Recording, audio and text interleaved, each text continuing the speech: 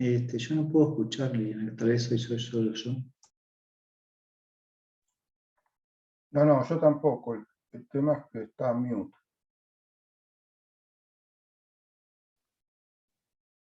Muy buenos días a todas y todos. Gracias por acompañarnos. Mi nombre es Liliana Alvarado y soy la directora general de Ethos Laboratorio de Políticas Públicas. De igual forma, quiero agradecer a todas las personas que se han conectado a este espacio por Zoom y por Facebook, y por supuesto también a nuestros panelistas de lujo, que de verdad que es un honor tenerlos con nosotros el día de hoy. Y bueno, ya los estaré presentando en un momento a Daniel Álvarez, Fernando Peláez y Ricardo Fenochetto. Sin duda, la organización de este evento es sumamente importante para nosotros, dado que reúne a expertos en gastos fiscales de los principales organismos internacionales. Aquellas personas que conocen a Ethos o a mí desde hace ya mucho tiempo sabrán el interés que desde hace más de una década hemos tenido para darle seguimiento y también mucha mayor visibilidad a este tema. Pues prácticamente hemos analizado anualmente el presupuesto de gastos fiscales o documento de renuncias recaudatorias, como ahora se le denomina, desde el año 2008. Y bueno, pues apenas el mes pasado lanzamos nuestra más reciente publicación en la materia. El día de hoy, obviamente quisiéramos intercambiar algunas ideas con nuestros panelistas y también con nuestro público sobre los retos que enfrenta la gestión de los gastos fiscales y algunos puntos más concretos como la importancia de generar evaluaciones, de medir resultados también para saber si los gastos fiscales cumplen con los fines específicos para los cuales fueron creados, que en ocasiones, bueno, pues como ustedes saben, estos fines se relacionan con la reducción de la desigualdad, la promoción de la inversión, la generación de empleo, la protección del medio ambiente, entre otros. Asimismo, bueno, pues con la presencia de estos tres expertos, no podríamos dejar de consultarlos sobre las mejores prácticas internacionales. Y bueno, pues como ya les comentaba, recientemente Ethos publicó el reporte Acelerador o Freno de la Economía, los gastos fiscales como instrumento de política pública, en el que analizamos la evolución de los gastos fiscales desde 2012 hasta el 2021. A través de esta publicación, pues se generaron varios hallazgos y también los invito a que la consulten. Y uno de estos es, bueno, pues el hecho de que en el 2021 la pérdida recaudatoria será la más alta de este periodo analizado, siendo equivalente a 4.1% del PIB. Y bueno, pues con las reservas que todos sabemos que hay que tener al momento de sumar las pérdidas recaudatorias de los beneficios fiscales en los distintos impuestos.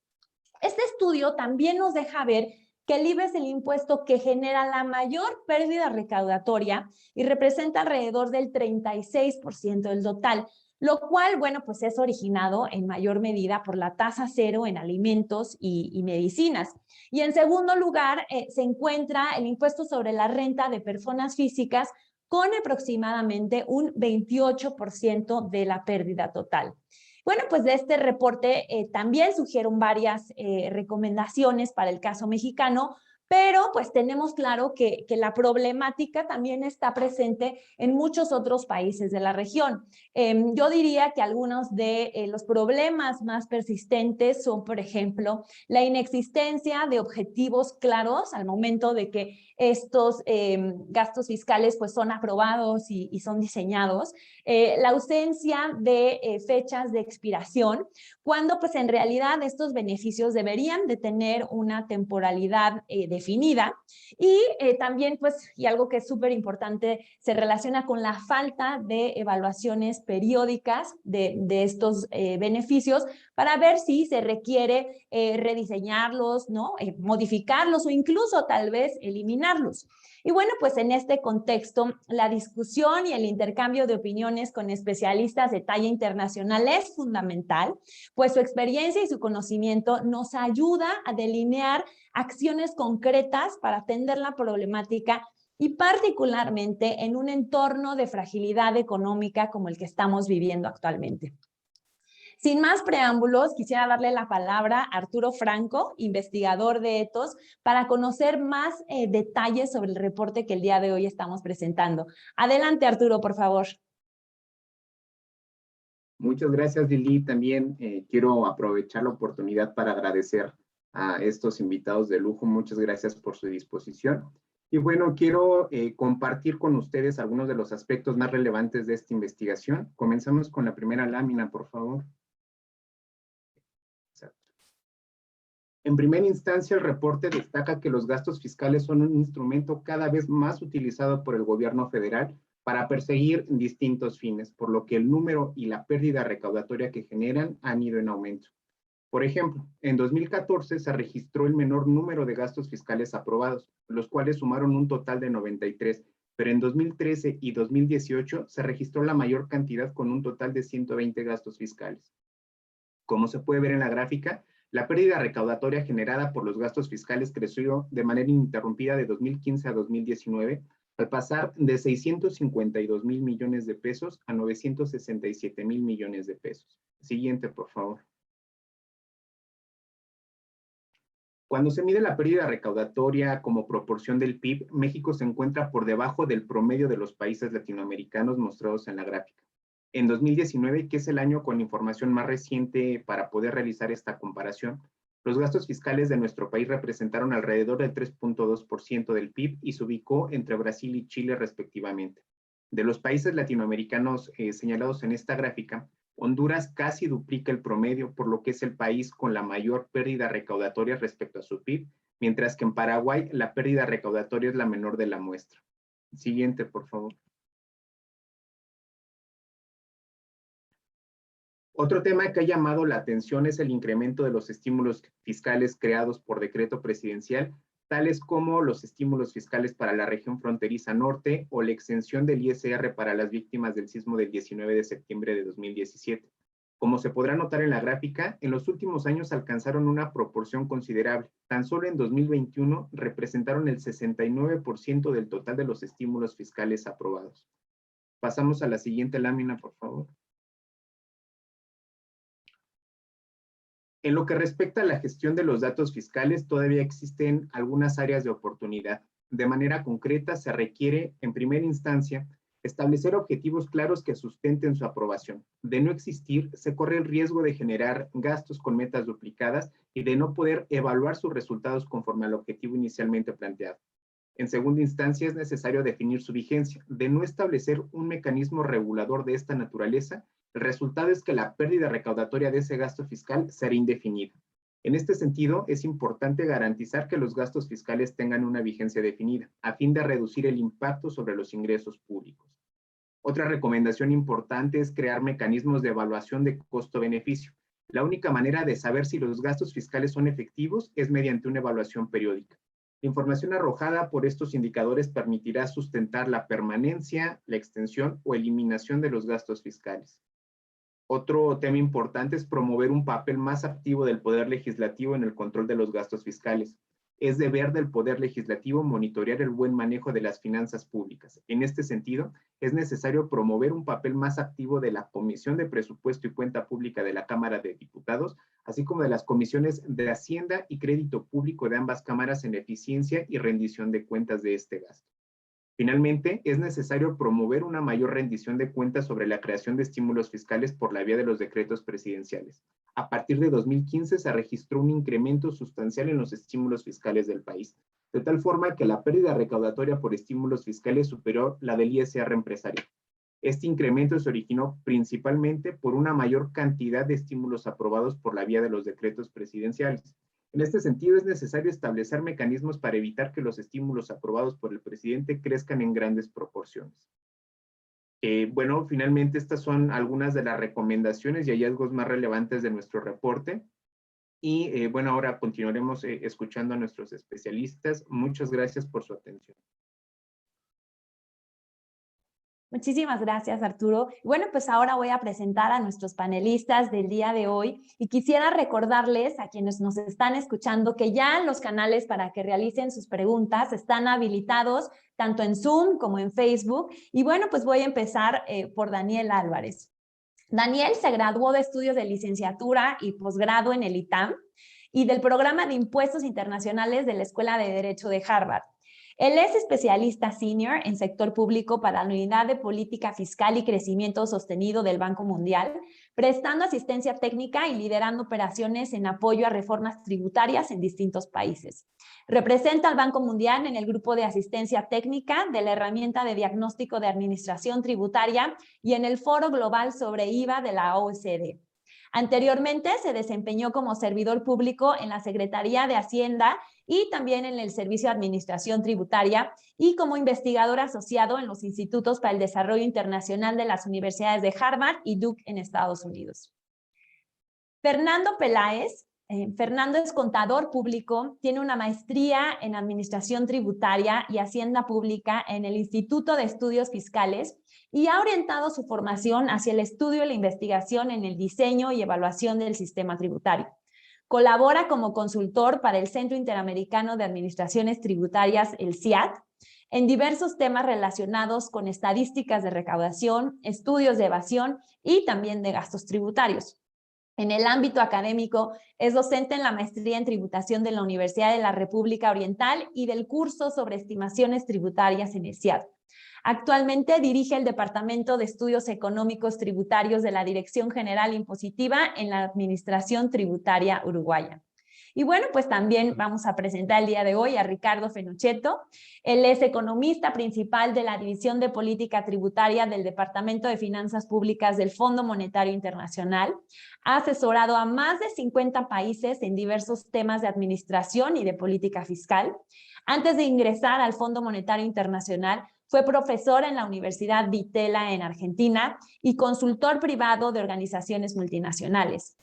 Ricardo ha publicado extensamente sobre temas tributarios y de finanzas públicas. Sus recientes trabajos se concentraron en la capacidad y esfuerzo tributario, la tributación del sector financiero y la tributación bajo la pandemia de la COVID-19. Ricardo es egresado de la Universidad de Buenos Aires, donde obtuvo su maestría en finanzas públicas. Muchas gracias a todos nuestros panelistas. Y bueno, pues entonces vamos a pasar a la primera pregunta del día. Los invito a que la contestemos en el mismo orden en el que los presenté.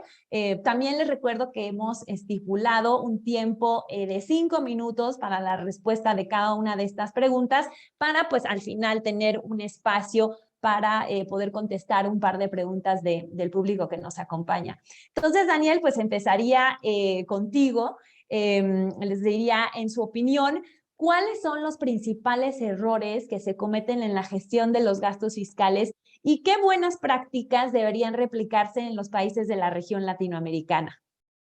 Muchas gracias, Lili. Un gusto estar con ustedes. Gracias por la invitación y felicitaciones por esta nueva publicación de Ethos que ha sido catalogada como un think tank internacional, como una voz autorizada y competente para el tema de gastos tributarios a nivel regional e internacional. Muchísimas gracias nuevamente.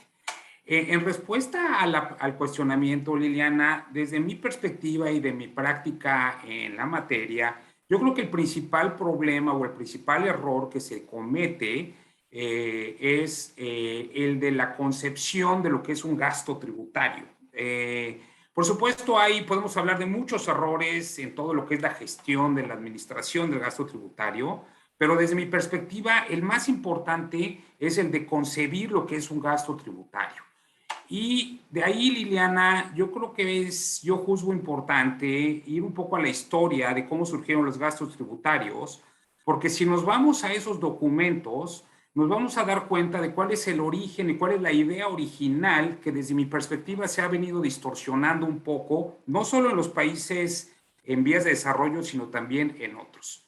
Como es probablemente de conocimiento de todos, el concepto de gastos tributarios fue inventado, por decirlo de esa manera, por un abogado tributarista que se llamaba Stanley Surrey, que fue el primer secretario asistente para política tributaria del Departamento del Tesoro de Estados Unidos, en aquel entonces durante la administración del presidente Kennedy.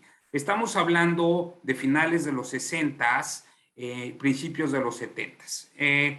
Básicamente lo que Surrey decía es que las preferencias tributarias distorsionan la equidad horizontal en virtud a un problema que existe en su momento. Básicamente él se enfocaba al impuesto al ingreso y él decía, miren, el sistema de impuestos sobre la renta tiene dos componentes.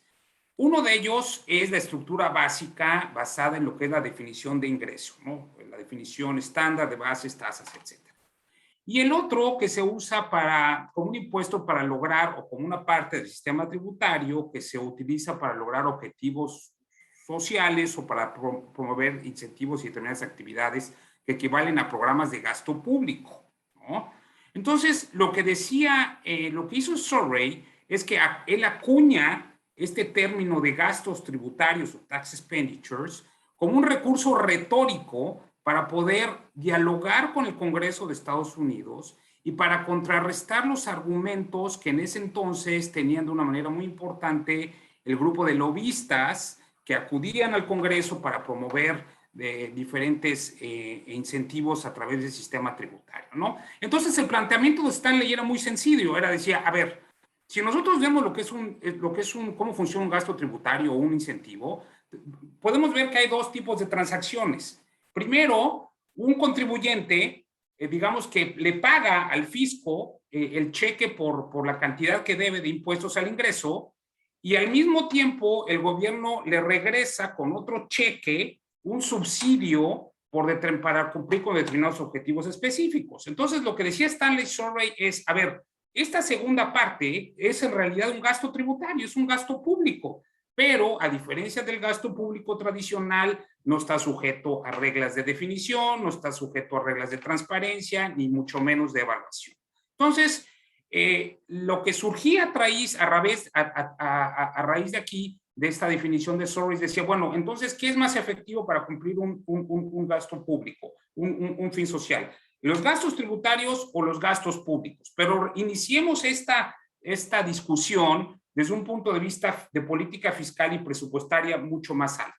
Eso es, desde mi perspectiva, Liliana, el error más importante que se comete. Y en términos de buenas prácticas, yo estoy seguro que vamos a hablar mucho sobre ellos, pero digamos que yo lo resumiría en lo que conocemos en la jerga como las 4 T's, que en castellano, digamos, son 3 T's y una F.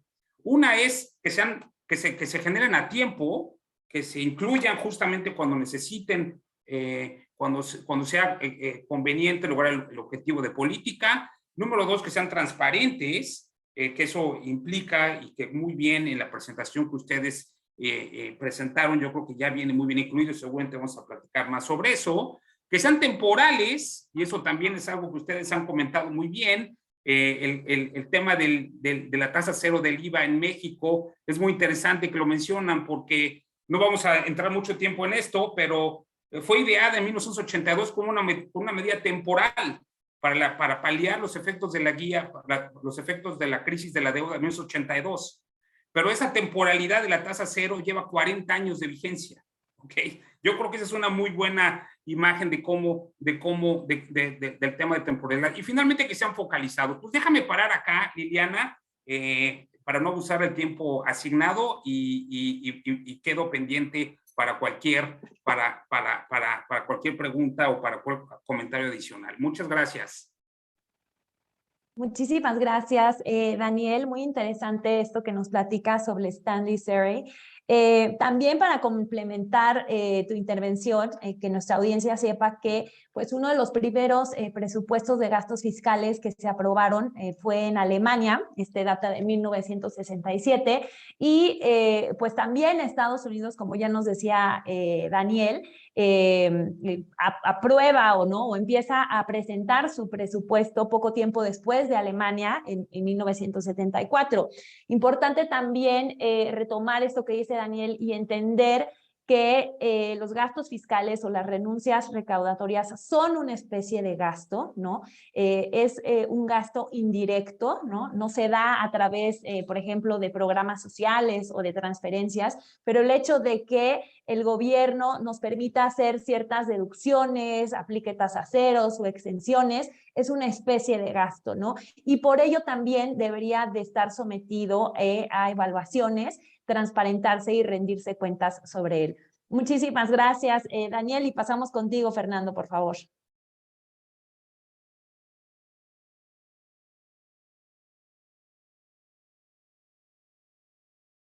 ahora ya se va a ir conectando ¿Me Fernando. pueden escuchar bien? Sí.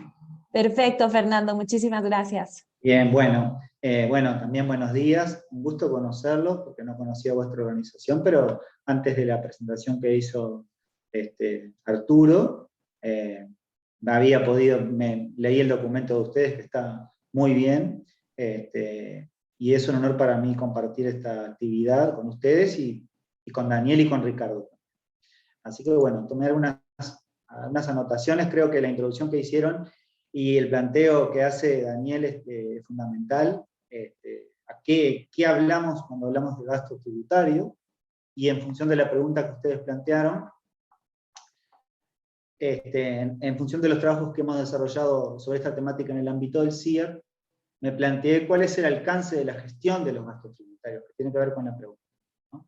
Bueno, los gastos tributarios son el resultado económico de las excepciones que se introducen en el sistema tributario, y como ya se ha comentado, también la incorporación de esas excepciones atiende a objetivos que pueden ser completamente diferentes, o bien objetivos complementarios: promover la inversión, el empleo, reducir la carga tributaria para determinados consumos. En el caso que han mencionado del IVA, bueno, esa excepción que tienen los impuestos IVA de aplicar una tasa cero o alícuotas reducidas, tienen como objetivo reducir la carga, reducir la regresividad de diseño que tiene el IVA, pero tal vez son más de un contexto histórico anterior, y tal vez hoy tenemos más herramientas como para poder ese tipo de diseño mejorarlo con una focalización y reducir los costos asociados. Entonces yo diferencié prácticas en lo que tiene que ver con la creación de las excepciones en el sistema tributario y prácticas relacionadas con el seguimiento.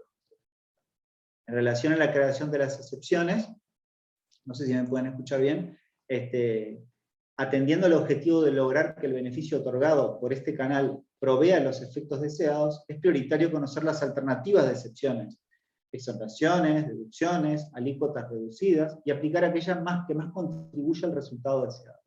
Otra actividad indispensable en el momento de la creación de la excepción es realizar una estimación previa del costo fiscal que genera cada alternativa de excepción. Y muchas veces observamos que por razones de diseño de la norma tributaria hay muchas fugas de gastos tributarios. Hay contribuyentes o sujetos que se aprovechan del beneficio porque categorizan en el perfil, pero no es el sujeto al que se le hubiese querido enviar el beneficio. Por otro lado, como se trata de una ejecución de una política a partir de un rubro no presupuesto, pero que para el beneficiario genera un efecto equivalente a un subsidio, es necesario establecer quién será el responsable de evaluar la efectividad de la política. Si se trata de una política de empleo, de inversión, de vivienda, etc., cuál será el sector del presupuestario asociado que luego deberá, de alguna forma, hacer la evaluación general del beneficio otorgado a través de ese mecanismo, si surgió el efecto de eso. También sobre la creación de las excepciones, y en función de la cuarta T que mencionaba Daniel, sobre la focalización, sobre la creación de las excepciones, cada vez más la tecnología y la información disponible nos permiten focalizar mejor los beneficios, por lo que será preferible una excepción bien focalizada que una excepción genérica, de las que abundan en nuestros sistemas tributarios, que capture de forma residual al público que quiere beneficiarse. Acá nuevamente podemos poner como ejemplo las alícuotas reducidas o los regímenes de tratamiento especial en el IVA.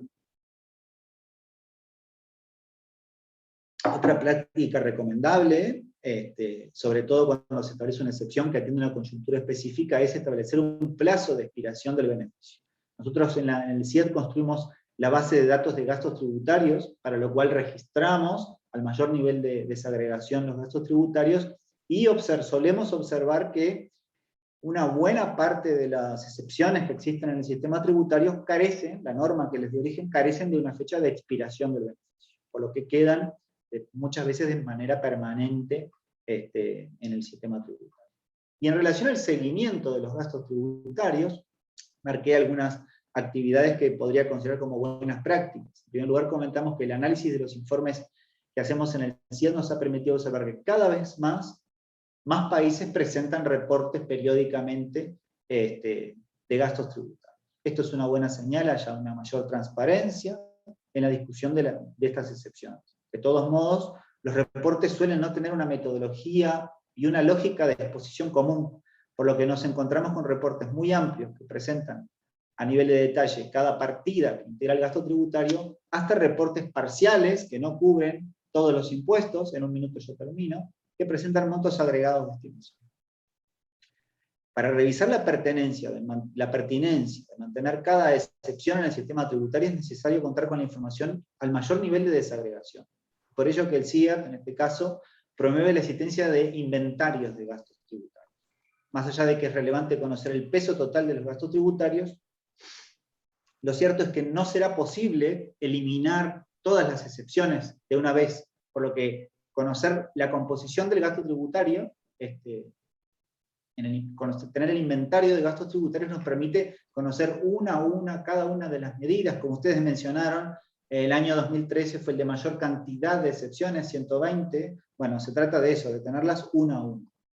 La información mínima que entendemos que debe contener el inventario es el impuesto, el tipo de excepción, la descripción de la excepción, la fuente normativa, la fecha de creación, la fecha de expiración, y por supuesto, el valor de la cuantificación del gasto.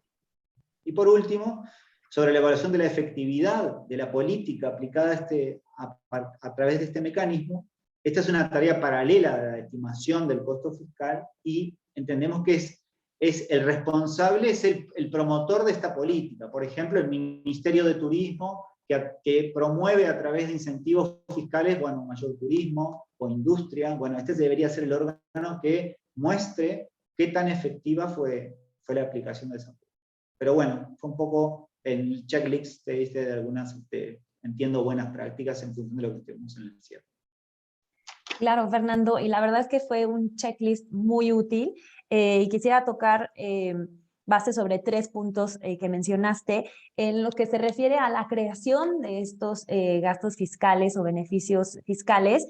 Tú hablas sobre la importancia de que se haga una evaluación de cuál es el mecanismo más indicado para cumplir con los objetivos, ¿no? Como decías, podría ser una deducción, una tasa reducida, una exención, pero incluso, por ejemplo, les platico que en el artículo 26 de la Ley de Ingresos de la Federación, acá en México, el artículo estipula que para el otorgamiento de estos gastos fiscales se debería tomar en cuenta si los objetivos que se buscan alcanzar pudieran lograrse de una mejor manera a través de una política de gasto, ¿no? Entonces hay muchas consideraciones que se tendrían que tomar en cuenta, y desafortunadamente pues los ciudadanos no contamos con toda esa información de análisis previos para ver cuáles fueron las alternativas, por qué se decidió una sobre otra, ¿no? Entonces ahí creo que falta, bueno, pues no solo como dar cumplimiento a la ley, sino publicar como que ese tipo de evaluaciones, ¿no? También tú hablabas, Fernando, de que hay contribuyentes que en ocasiones se aprovechan de los gastos fiscales, ¿no? Se hacen pasar por cierto tipo de contribuyentes que tienen acceso a ellos, ¿no? Y bueno, pues esto también surge del hecho de que la mayor parte de los gastos fiscales son autoaplicativos, ¿no? Hay que decir que no todos, pero algunos se requiere como un proceso. Acá en México tenemos, por ejemplo, los estímulos fiscales al cine, ¿no? Pero la mayor parte son autoaplicativos, y de ahí el problema que menciona Fernando. Y súper importante cuando él dice quién es el responsable de evaluar, ¿no? Si este gasto fiscal está atado a un objetivo laboral, bueno, pues tendría que ser como el ministerio, o acá como en México conocemos la Secretaría del Trabajo. Si se busca promover una protección del medio ambiente, bueno, pues acá, ¿no? La dependencia encargada de la protección del medio ambiente, Sí, cosa perdón. que no sucede, ¿no? Sí, ahí me refería a la evaluación de la efectividad de la política. Entiendo que la estimación de los gastos tributarios debería concentrarse en un órgano, ¿no? La evaluación de cada una de esas políticas, ahí hay otro responsable. Sí, claro. totalmente, Fernando, acá solo para complementar, en México, por ejemplo, las estimaciones se hacen en la Secretaría de Hacienda, ¿no? Con datos que provee el SAT, ¿no? Que provenientes de las declaraciones, de los dictámenes, etcétera, pero sí, tienes razón, la evaluación ya correspondería al ministerio encargado de darle seguimiento a ese tipo de política. Muchísimas gracias, Fernando, y bueno, pues ahora pasamos con Ricardo, por favor.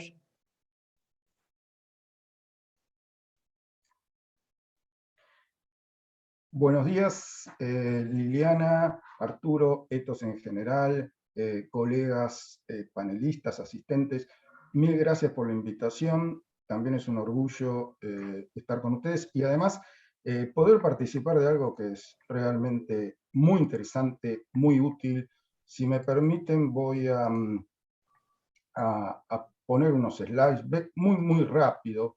Este es el gasto tributario, coincide con lo que ustedes han hecho comparativo, y verdaderamente es alarmante, ¿no? Porque uno ve que de Bolivia a República Dominicana, con Honduras, Uruguay, el gasto tributario asciende en la región entre 1,5 y 7% del PIB. Lo que uno tiene que tener en mente es que si se elimina todo este gasto, si se pudiera eliminar todo este gasto tributario, eso no se va a trasladar automáticamente o no va a implicar una mejora en posiciones fiscales en la misma magnitud o un incremento de la recaudación en la misma magnitud. ¿Por qué? Por la metodología de estudio, por ejemplo, porque no se considera en esta estimación la reacción del contribuyente, entonces, del contribuyente o del consumidor. Entonces, cuando eliminamos estos gastos tributarios, en general la recaudación puede ser menor, porque no se podría concebir un sistema tributario sin algunos gastos tributarios, como por ejemplo hay países acá como Ecuador que incluyen dentro del gasto tributario de las empresas a las organizaciones sin fines de lucro, 0,7% del PIB. Y es imposible grabarlas, como también es casi imposible no tener algunos otros gastos tributarios, como la de la exención de las embajadas que operan en el país de uno, etcétera, etcétera. No obstante ello, es alarmante el nivel. Si pudiéramos hacer los ajustes pertinentes, seguiríamos en un nivel muy elevado. Hay que tener en cuenta que hay países, por ejemplo, como Bolivia, que prácticamente no tienen impuesto a la renta de las personas y por eso no tienen gasto tributario en este impuesto, lo cual afecta la comparabilidad. ¿Qué uno debe hacer entonces, o qué deben hacer los países? Si ya vamos un poco entrando a la respuesta de la primera pregunta, los países han hecho en Latinoamérica en los últimos 25 años, han logrado definitivamente hacer lo que el primer paso. El primer paso es medir los gastos tributarios. Como dijeron Liliana y Fernando, los estudios se pueden mejorar, pero al menos hemos logrado que todos lo midan. ¿Qué es lo que falta hacer en el futuro? ¿O dónde tenemos que empezar a poner el énfasis? En la evaluación ex post y ex antes. Antes de dar un gasto tributario, debe haber una ley que regule todos los gastos tributarios. Esa ley debe establecer que antes de concederse un gasto tributario hay que hacer una evaluación. Si uno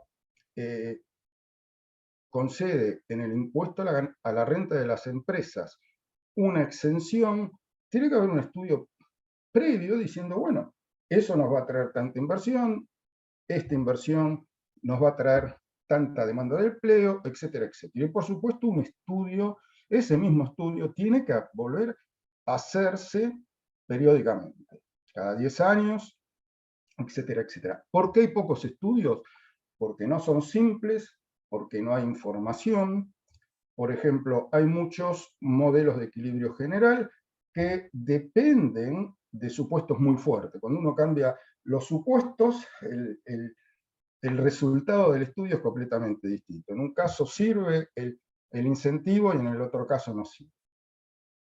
No obstante eso, hay muchos estudios de evaluación que son bastante simples. Este del IVA que hace México, por ejemplo, desde hace muchísimos años, y que hacen todos estos países, Honduras, Nicaragua, Colombia, nos dice que muchos de las exenciones en el IVA benefician en términos absolutos más a las personas de altos ingresos que a las de menores ingresos. Por varios motivos, porque las personas de altos ingresos consumen más productos gravados por el IVA que las personas de menores ingresos. Una persona de altos ingresos consume 2 manzanas y una de bajos ingresos, lamentablemente una. También porque las personas de bajos ingresos en casi todos estos países, no es el caso de México por el RIF, pero en todos estos países hay regímenes simplificados, como el REPECO, que exime a los pequeños contribuyentes donde las personas de bajos ingresos efectúan sus compras. México ha avanzado. ¿Dónde hay que avanzar con el impuesto a la renta de las empresas? ¿Qué se puede hacer? Si no se pueden hacer estudios complejos, por lo menos empezar a colectar la información. Si el objetivo del incentivo es crear empleo, bueno, empresa por empresa, cuántas personas contratan, qué impuesto a la renta pagan por esas personas. Países como Honduras han aplicado, digamos, sin sistemas complejos y sofisticados, han aplicado ese tipo de seguimiento, ¿sí? Beneficios directos versus costos directos, y han dado muy buenos resultados. Ahora los países de Latinoamérica tienen que empezar la etapa 2, que es evaluación, seguimiento y control.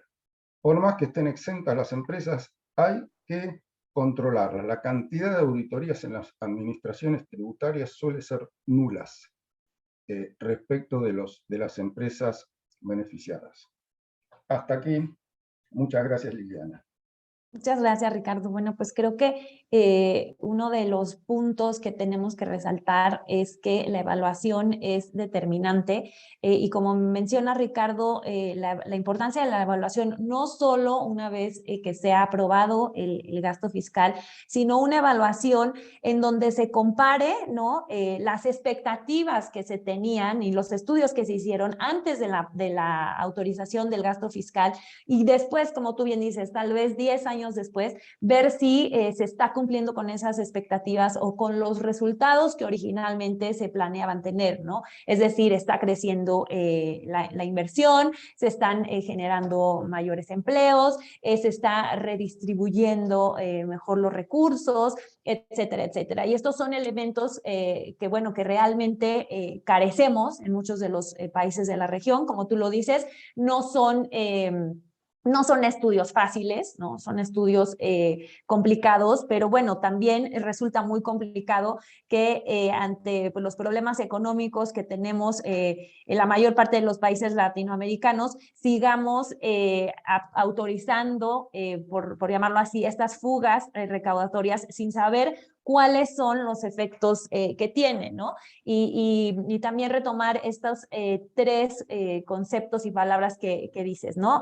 Evaluación, seguimiento y control. Y creo que, bueno, evaluación, ya lo comenté, nos hace mucha falta. Seguimiento, hay pocas organizaciones de sociedad civil que le dan seguimiento al tema, en oposición del seguimiento y la visibilidad que tiene el tema del gasto directo.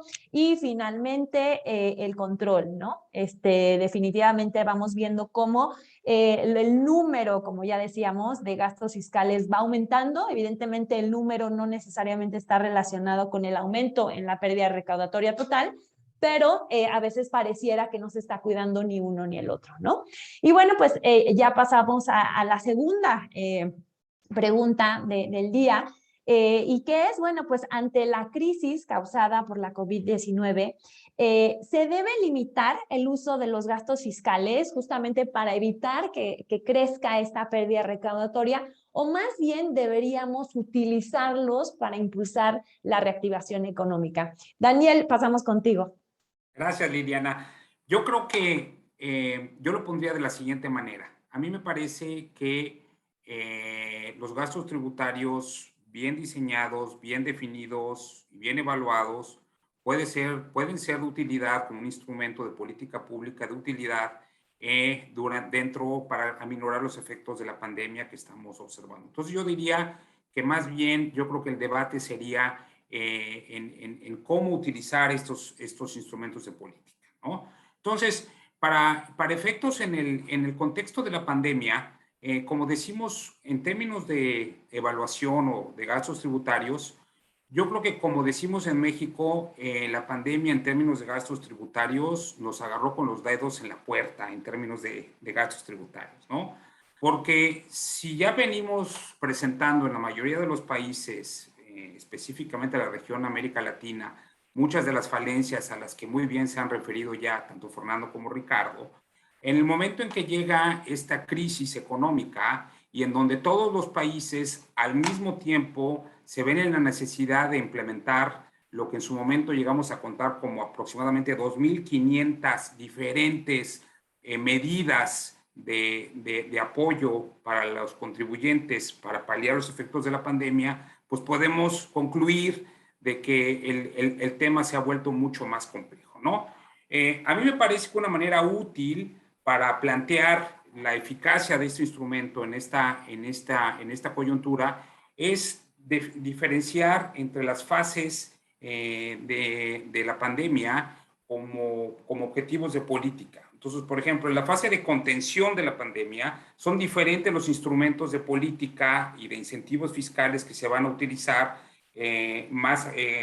con relación al periodo de recuperación económica. Entonces, por ejemplo, en la fase de contención, a mí me parece que muchos de los países han implementado, y me parece que en muchos casos de una manera efectiva, medidas que buscan diferir el pago de contribuciones. Nosotros sabemos que un diferimiento de pago de contribuciones es el equivalente a otorgar un préstamo sin tasa de interés a los contribuyentes, ¿no? Entonces, en ese momento o en esas circunstancias, paliar los efectos negativos de flujo de caja, sobre todo en las pequeñas y medianas empresas, es una prioridad. Y en ese momento, este tipo de medidas resultan muy convenientes.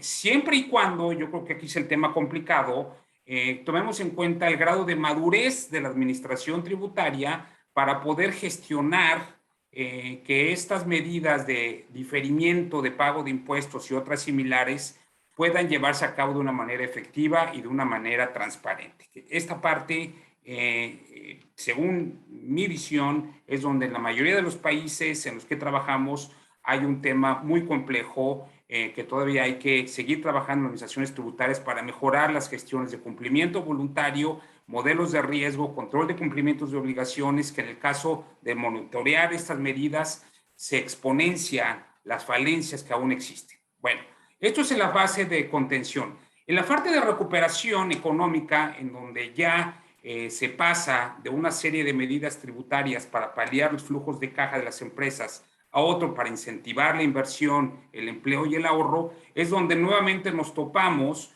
con muchas de las falencias con las que estamos platicando. Y la pregunta es, ¿cuáles son las mejores prácticas que se pueden utilizar para que estas medidas de corte tributario puedan ser efectivas para la recuperación económica? Y aquí es donde entramos nuevamente a esta discusión. ¿Cuáles son esas medidas? ¿Deben o no plantearse esos incentivos? Y a mí me parece que una manera muy útil desde un punto de vista de política tributaria de poder llegar a una conclusión o aproximarse a una conclusión sobre cuáles son las medidas más efectivas, a mí me parece que, por ejemplo, en el caso del impuesto sobre la renta corporativo, las deducciones inmediatas de activos fijos pueden ser un instrumento mucho menos distorsionante, mucho más efectivo, ciertamente costoso desde un punto de vista fiscal, pero que puede ser más neutral desde un punto de vista económico, ¿no? Entonces, a mí me parece que esa parte es importante. Y por supuesto, el tema de simplicidad, ¿no? Sabemos todos, y Liliana, tú muy bien lo has comentado anteriormente, uno de los efectos más permisivos de los gastos tributarios, sobre todo cuando se otorgan de una manera con esa masa crítica como la que hemos visto, es el tema de simplicidad. Es el tema de transparencia, el tema que sean públicos, que todo el mundo los conozcan, con reglas muy claras, que sea muy fácil conocer para los contribuyentes a quiénes nos puede aplicar o no nos puede aplicar. Y ahí es un tema de simplicidad donde también me parece que hay que tomar una un ojo en el diseño de este paquete de medidas. Gracias, Liliana. Muchísimas gracias, Daniel. Sumamente importante esto que comentas sobre el tipo de gastos fiscales que se pueden utilizar y sobre todo en diferentes momentos del tiempo. Y bueno, pues me quedo también con la idea de que sí se deben de utilizar, que se deben de controlar y que se deben focalizar, ¿no? Y que deben de ser temporales, ¿no? Cosa que muchos países de la región no sabemos muy bien cómo aplicar esto de la temporalidad, porque como ya lo ha platicado Daniel, tenemos el ejemplo de la tasa cero en alimentos y medicinas, que pues ya tiene 40 años dentro de nuestro esquema tributario, y muchos otros gastos fiscales, no solo en México, sino en distintos países donde en vez de ser temporales, pues llegan para quedarse. Muchísimas gracias, Daniel, y bueno, pues Fernando, pasamos ahora contigo. Bien. Voy a ver si puedo activar la cámara en primer lugar.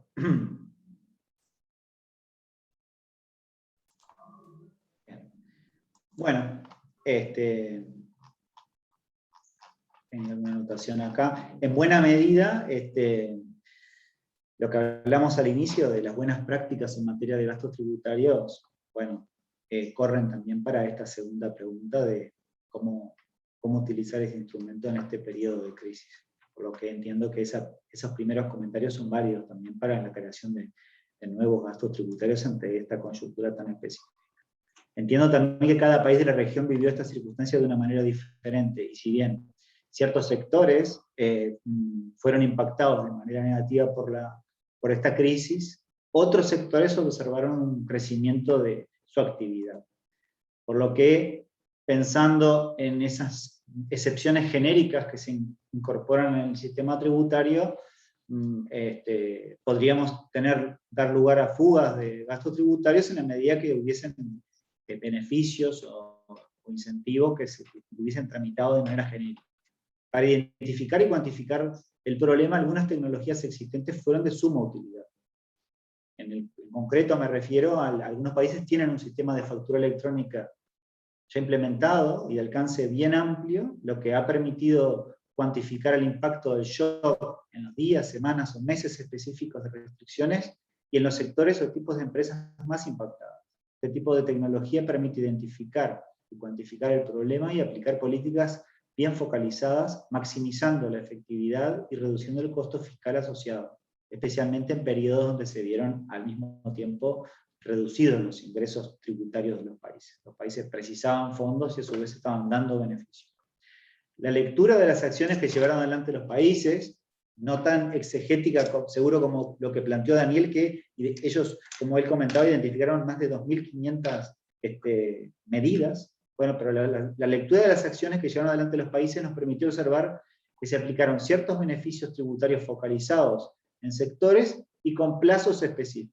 En muchas de las normas que observamos en este periodo en concreto, estaba presente lo que hablamos de la temporalidad, ¿no? Que la medida tuviese una fecha de expiración. Entiendo de que fue mucho más la proporción de medidas con fecha de expiración que se introdujeron ahora de lo que era el acumulado del stock de excepciones que existen en el sistema tributario. Por otro lado, debemos tener presente que en muchos países las restricciones de movilidad que impactaron la actividad económica de algunos sectores, impactaron también en sectores informales de la economía, donde la aplicación de excepciones tributarias puede ser inocua para su recuperación, y debe irse por la vía del gasto directo. Aplicar una medida de beneficio tributario en el impuesto a la renta no va a llegar a los sectores que están en la economía informal, que también se los quiso atender en los países. Y por otra parte, algunas medidas tributarias, como también lo comentó Daniel, tomadas, no necesariamente serán consideradas como gastos tributarios de acuerdo a la metodología que utilizan los países. En concreto me refiero a las prórrogas de impuestos, que si bien en un ejercicio económico puede implicar una pérdida de recaudación, tal como mencionaba Daniel, bueno, es equivalente a un préstamo sin tasa de interés. El contribuyente va a pagar en una fecha posterior a la obligación original. Entonces, en un ejercicio siguiente, por ejemplo, se va a ver el ingreso que no se vio en el anterior, y algunos países, como tienen un criterio de largo plazo, para incorporar o no las excepciones como gastos tributarios, no van a cuantificar como gastos tributarios estas medidas, aunque sí corresponde cuantificar el sacrificio generado en un ejercicio. Pero bueno, en buena medida, como idea general, transmito de que las buenas prácticas corren también en este periodo tan especial, era un poco lo que había notado. Muchísimas gracias, Fernando. Voy a hacer mis intervenciones más cortas porque vamos contra el tiempo. Solo quería anotar rápidamente que muy interesante esto que dices, que los gastos fiscales, por ejemplo, en el impuesto sobre la renta, tienen sus límites sobre a quiénes van a beneficiar, ¿no? De ninguna manera se van a beneficiar a personas o pues sí, a individuos que estén dentro del sector informal, porque pues están destinados para beneficiar únicamente a los contribuyentes, ¿no? Entonces, en el caso de los países latinoamericanos, que tenemos un sector informal tan grande, en caso de que sea un sector que se quiere beneficiar a raíz de la pandemia, bueno, pues aquí en este caso los gastos fiscales no serían la herramienta más eficiente. Muchas gracias, y Ricardo, pasamos contigo.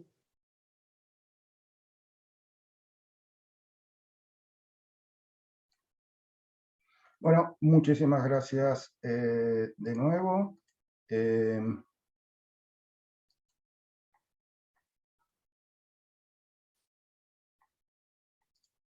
Yendo ya directamente a la segunda pregunta, ante la crisis, ¿hay que aumentar o reducir los gastos?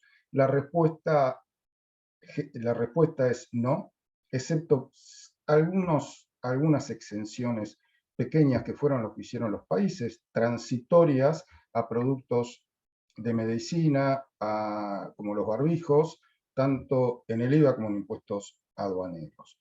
Las políticas en materia de política tributaria a aplicar en tiempo de las pandemias son aquellas que obedecen y son deseables a los criterios de equidad, simplicidad y eficiencia. Completamente de acuerdo con ustedes dos. Las reducciones o exenciones en el corporate income tax, en el impuesto a la renta de las empresas, beneficiaban a las empresas que seguían siendo lucrativas. Los hoteles, los restaurantes, las empresas de turismo, que tuvieron ingresos cero o estuvieron a punto de quebrar, en nada se beneficiaban con una reducción de tasa del impuesto a la renta, porque no tenían que pagar absolutamente nada. Tampoco hacía mucho sentido la reducción de la tasa del IVA o la exención de los sectores afectados, excepto los productos de medicina, por ejemplo, una reducción de tasa del IVA, por ejemplo, para restaurantes, hoteles y viajes en avión, porque las personas dejaron de ir durante 3, 4, 5 meses a consumir esos servicios, no por la tasa del IVA, ni por el precio, sino por la pandemia. Y con la reducción del precio, en el mejor de los casos, si se bajaba la tasa de IVA y esa baja se trasladaba al precio, no iba a quitarle el temor a las personas, ni iba a aumentar el consumo en esos lugares. O sea que establecer exenciones en general, no, para solucionar el tema de la pandemia, no tenía ningún tipo de razón. Coincido también con Daniel en que hubo un impacto financiero muy importante, entonces posponer, como hicieron casi todos los países, los pagos de contribuciones o algunos impuestos no fue una mala idea. También nosotros recomendamos mucho, si había impuestos a la renta sobre la base de ingresos brutos, sí eliminarlos, porque esos impuestos mínimos afectaban mucho a las empresas que tenían pérdidas. O sea, el número de empresas que con pérdidas había aumentado mucho, entonces cobrar un impuesto a la renta sobre la base de ingresos brutos durante la pandemia no nos parecía bien, recomendamos suspenderlos por 1 o 2 años. También recomendamos enfáticamente evitar reducciones de tasa del impuesto a la renta de las personas. De nuevo, aquellas que vieron sus ingresos reducidos por debajo del umbral de tasa cero, no se benefician con reducciones de tasa, únicamente se beneficiaba a quienes siguieron obteniendo beneficios. Las principales respuestas provinieron por el lado del gasto, y estábamos de acuerdo: transferencias a las personas de menores ingresos, ayuda a los hospitales y entidades de fines de la salud. Liliana, me pediste que sea breve y traté de serlo. Muchísimas gracias, Ricardo. Se nos ha ido el tiempo volando, tantas cosas que quiero decir y tan poco tiempo. Me voy a asegurar que la próxima vez que hagamos un webinario de este tipo me ponga yo como panelista, porque me siento muy limitada con todo lo que quiero comentar y el tiempo que se nos va volando. Bueno, pues desafortunadamente solo vamos a tener tiempo para una pregunta del público, pero bueno, también tuvimos mucha oportunidad de oírlos ustedes, que son los expertos, y de eso se trataba. La pregunta para ustedes sería: ¿existe alguna buena práctica en la gestión de los gastos fiscales a nivel subnacional? ¿Y conocen algún estado o municipio que elabore su presupuesto? Aquí, bueno, pues la respuesta es sí, también a nivel subnacional se elaboran presupuestos de gastos fiscales. Entonces yo les diría, de esos gobiernos a nivel subnacional o municipal que conocen, que lo hacen, ¿cuál sería uno a destacar, ¿no? Que debiéramos nosotros ir a revisar su presupuesto de gastos fiscales, como para tomarlo como un ejemplo para el resto de gobiernos subnacionales?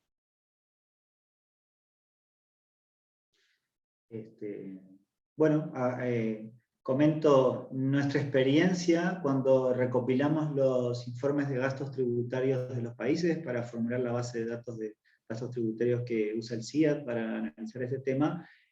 Normalmente son informes del gobierno central. No tenemos tanto acceso a los informes subnacionales. Nos pasó recientemente que estábamos analizando en el caso del IVA de Brasil, el ICMS, que es potestad de los estados, y no hallamos informes de gastos tributarios de los estados como para conocer, bueno, las distintas prácticas que habían al interior.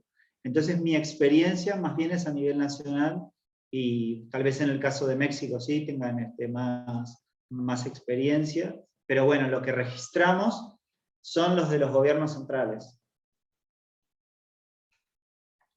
Sí. Sí, por favor, Ricardo. Sí, no, hay pocos países federales y con gobiernos subnacionales en América Latina: México, Brasil y Argentina, ¿no? En el caso, prácticamente hay muy pocos estados. En Brasil, São Paulo tiene una medición bastante buena de gastos tributarios, después se las puedo pasar, pero si no, en general, y como la mayor parte de la recaudación proviene de los gobiernos centrales, no hay estudios, pero sí sería buenísimo hacerlo, sobre todo el impuesto a la propiedad inmueble, que es potestad de todos los gobiernos subnacionales y municipales en América Latina, porque hay exenciones muy importantes.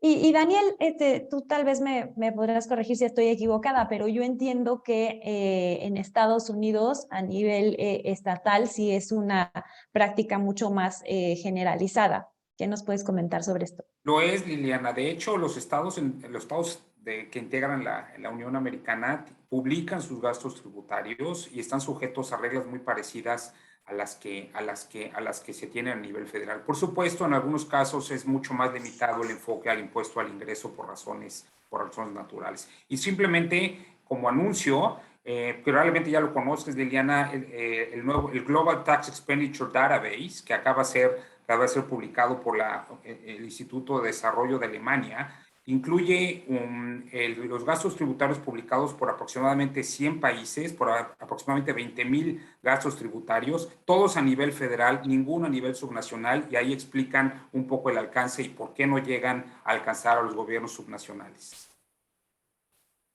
Pues se los agradezco muchísimo a los tres, la verdad que es un honor haberlos tenido, que nos compartan toda la experiencia que tienen en el tema. Nos quedaban muchísimas preguntas pendientes, pero bueno, ya organizaremos otro webinario como este para poder seguir la conversación. Muchas gracias también a todas las personas que nos acompañaron y bueno, pues estén pendientes de los siguientes webinarios que tenemos en Ethos, que bueno, los anunciamos con tiempo en nuestra página y por nuestras redes sociales. Gracias de nuevo y saludos a todos y todas. Gracias, Liliana. Y nosotros también tenemos mucho que aprender de Ethos, de gastos tributarios. Felicidades. Que sigan Muchas adelante. gracias.